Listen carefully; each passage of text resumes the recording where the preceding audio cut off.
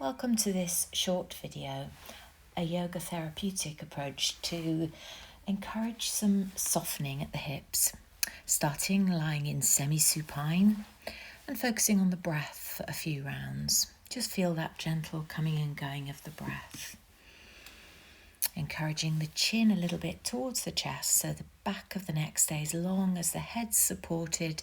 We'll take a few rolls side to side of the head.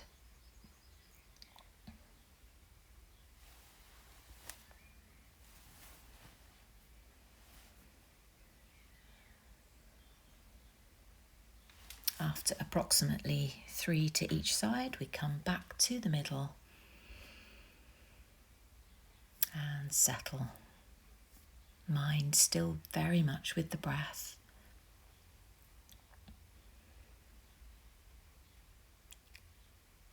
And then from here, we're going to direct the attention to the pelvic floor and tummy muscles, engaging pelvic floor and tummy muscles, and releasing again that sensation of drawing up internally, pushing the back of the waist into the ground, and then releasing, drawing up, drawing in, and releasing. And hopefully you'll feel a little bit of a rocking movement in the low back,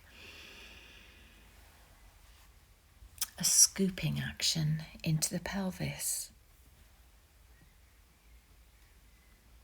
And then we can allow this same movement to begin taking us towards a low bridge pose, working at the level that feels right for you. It may be your bottom doesn't even come away from the ground. Make it as gentle as you need to be, but try to stay with the breath. It's almost like the breath is inviting you into a pose and then gently releasing you out of the pose. And we're not pushing into anything. We're not forcing the body anywhere. We're going as far as feels good, allowing those movements to become bigger only if the body seems to be eager to take you there.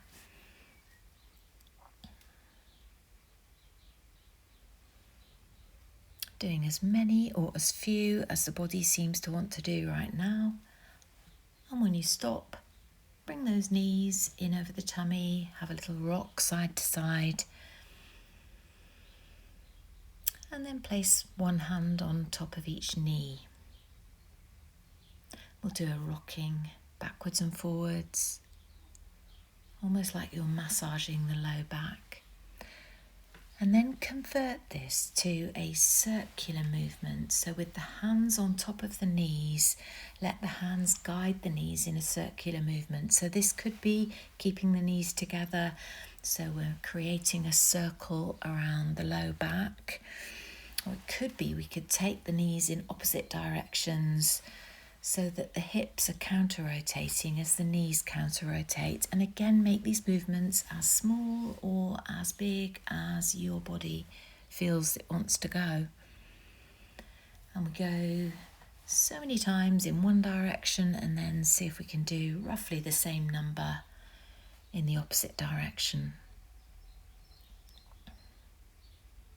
And as you finish, again, bring the feet to the ground, but this time step them wide apart. Knees are bent, feet wide apart, and then linking up with the breath. As you breathe out, allow the knees to move towards the right, just as far as feels comfortable. As you breathe in, encourage the knees back to the middle. Breathing out, knees to the other side, and if it feels good to, you might want to allow your nose to move in the opposite direction to your knees. So there's a little bit of twist going on through the neck, as well as a twist, and the rotation through the hips. So it may be that those knees go all the way to the ground on one side, but it may be that just go a few inches in each direction off center. So again, feel into what your body needs today. And after about the same number of twists, to both sides. We'll return to the middle. Pause. Back to noticing the breath and noticing how that felt in the body. Now you've come to a stop. So let's grab the strap now. Remember, if you don't have a strap, maybe a belt would do. Dressing gown belt's nice. And loop that strap underneath the sole of the foot, aiming to keep the leg fairly straight. And I'm starting with the right leg here. I've got the two ends of the strap in my hand, and I'm using the strap to create a gentle circular movement with the leg. Because the leg is straight, we're feeling that circular movement within the hip joint. Think about that ball and socket, the ball moving around its socket as freely as possible. So if this is really tight for you, keep those circles small. If you want to inquire into bigger circles, then go for it. But listen to what your body needs. Really keep attentive to your hip. And I'm taking some side-to-side movements here. If that doesn't work for you, then leave those out. But I'm flowing side to side. And after a few of those, now I'm going to go backwards and forwards so that I feel a bit of hamstring and calf muscle stretch. But again, it's the strap that's doing the work. And working with the breath. Exhaling into the stretch and inhaling to come away from it.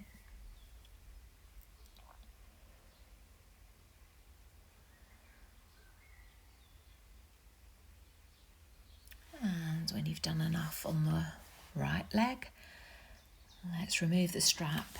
Extend both legs out along the ground for a moment to notice the effect of having worked one side.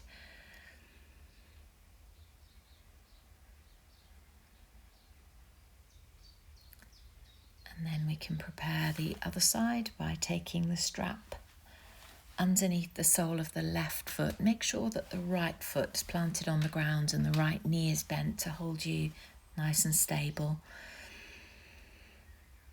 And let's take those circular movements. So again, keeping the leg fairly upright. If you need to be really cautious with the hip on this side, after a few cautious rotations, maybe you want to make the movements a bit bigger.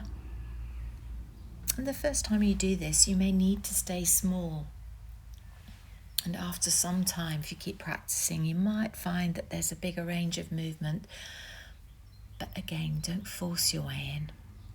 A few times in one direction, then change direction.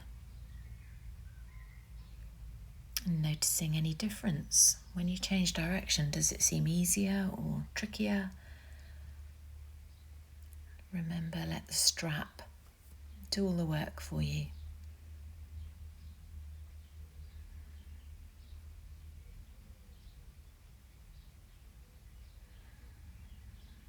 As you come to stillness, I'm going to try a little rocking side to side. Again, going as far to one side as feels good. If that doesn't suit you, you can leave this bit out.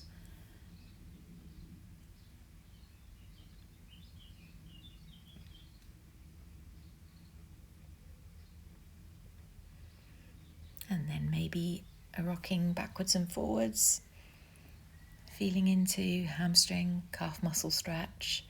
Remember to breathe out as you guide the toes towards the wall behind you. Breathe in to come away. Into the stretch on the out breath, away from it on the in breath. As you finish, extend the legs out along the ground. Let go of that strap. Notice how you feel now.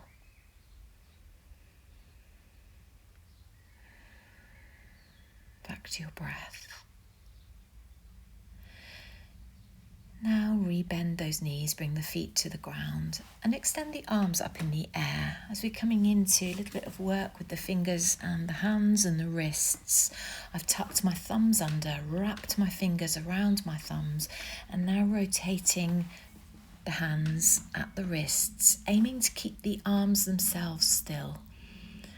A few rotations in one direction, changing and taking a few rotations the other way.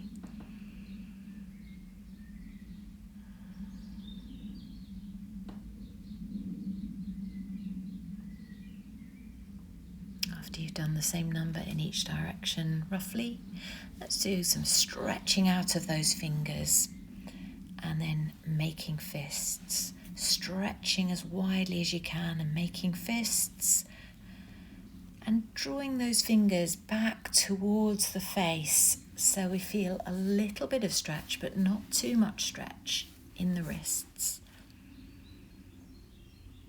Hands active, fingers woken up. Release the arms then, down by the sides. And then we're going to transition over onto all fours into a tabletop position. So having prepared the wrists and the hands now, plant those wrists beneath the shoulders, knees beneath the hips. Feel the fingers spread out wide, so there's lots of space between those fingers. And then we're moving into cat-cow pose. So with an out breath ideally, tuck your tail under and feel an arch creep up the spine, then bring the chin towards the chest. As you breathe in, release the tail back, soften the tummy, gaze is forwards. And this is all about the spine, using the breath to create these two directional curves in the spine. See if you can flow through the movement of the spine with the breath.